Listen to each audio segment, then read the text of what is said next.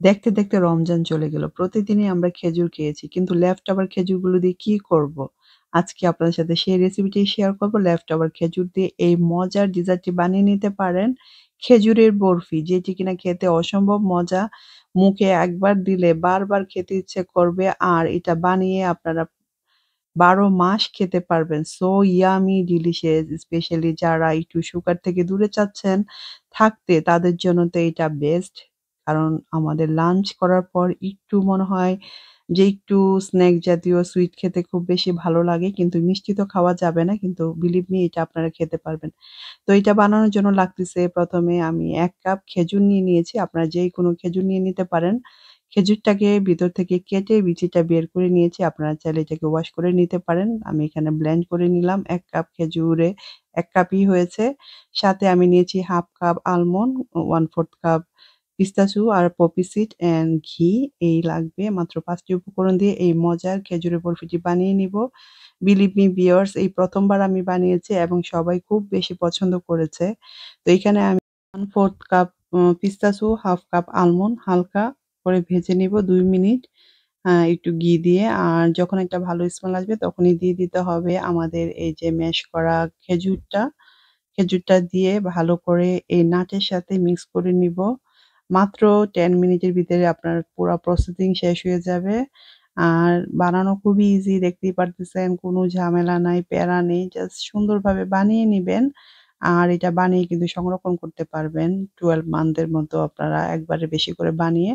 আমি আরেক চামচ ঘি দিলাম। এটার কারণ হলো এটা সুন্দর ফ্লেভার বের হবে এবং সুন্দরভাবে এটাকে ৪-৫ মিনিট, তো ৪-৫ মিনিট এটাকে কুকিং করে নিব। একদম দেখতে পারতেছেন বাটারটা একদম ফ্রাই প্যান থেকে উঠে চলে আসতেছে। তো এখন এটা গ্যাস অফ করে নিয়ে নিব। একটা ফয়েল পেপার নিব। ফয়েল পেপারের ভিতরে আমি ২-৩ চামচ দিয়ে দিব পপি সিড। এটা আমি ফ্রাই করে নিয়েছি পপি সিডটা। তো পপি সিডটা দিয়ে আমি এটা কড়াই থেকে গরম অবস্থায় নামিয়ে দিয়েছি। আপনারা চাইলে ঠান্ডা করেও নিতে পারেন। তো এটা সুন্দর করে একটা রোল বানিয়ে নিব। আপনারা যেকোনো শেপ দিতে পারেন, বল বানিয়ে নিতে পারেন অথবা এরকম রোল করেও কেটে নিতে পারেন ছোট, ছোট করে। তো ভালো করে রোল করা হয়ে গেলে এটাকে এখন আমি সুন্দর করে র‍্যাপ করে রেফ্রিজারেটরে রেখে দিব 1 থেকে 2 আওয়ার্স এর মতো। 2 আওয়ার্স এর পর নামিয়ে নিলাম। আর এখন সুন্দর করে আস্তে, আস্তে করে ফয়েল পেপার থেকে এটাকে ওপেন করে নিব। এটা অনেকটাই শক্ত হয়ে গিয়েছে। তো আস্তে, আস্তে করে এটাকে আমি বের করে নিচ্ছি। দেখতেই পারতেছেন এক হাত দিয়ে এখন তুলা যাচ্ছে। তো এখন আমার পছন্দ মতো শেপ করে কেটে নিব। আপনারা আপনাদের পছন্দ মতো শেপ করে কেটে নিতে পারেন। তো আমি সার্কেল করে কেটে নিচ্ছি। দেখতে তো অসম্ভব লোভনীয় লাগতেছে আর খেতে তো অসম্ভব মজা। দেখতেই পারতেছেন প্রতিটা নাট কি সুন্দরভাবে দেখা যাচ্ছে। রেডি হয়ে গেল আমার খেজুরের বরফি বা ডেট বরফি, যে যেইভাবে বলুন না কেন।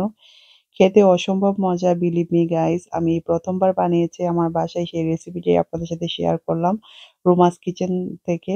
আশা করব আমার ভিডিওটা অবশ্যই আপনাদের ভালো লাগবে। ভালো লাগলে অবশ্যই লাইক, শেয়ার, কমেন্ট করতে ভুলবেন না। ফ্রেন্ডস অ্যান্ড ফ্যামিলিকে আমার সাথেই থাকুন। নতুন, নতুন ভিডিও আপনাদের সাথে শেয়ার করব। যে যেখান থেকে দেখছেন সবাইকে অসংখ্য ধন্যবাদ। নতুন কোনো ভিডিওতে আবারও আপনাদের সাথে দেখা হবে। আজকের মতো এখানেই বিদায় নিচ্ছি। সবাই ভালো থাকবেন, সুস্থ থাকবেন। আমাদের জন্য দোয়া করবেন। আল্লাহ হাফেজ।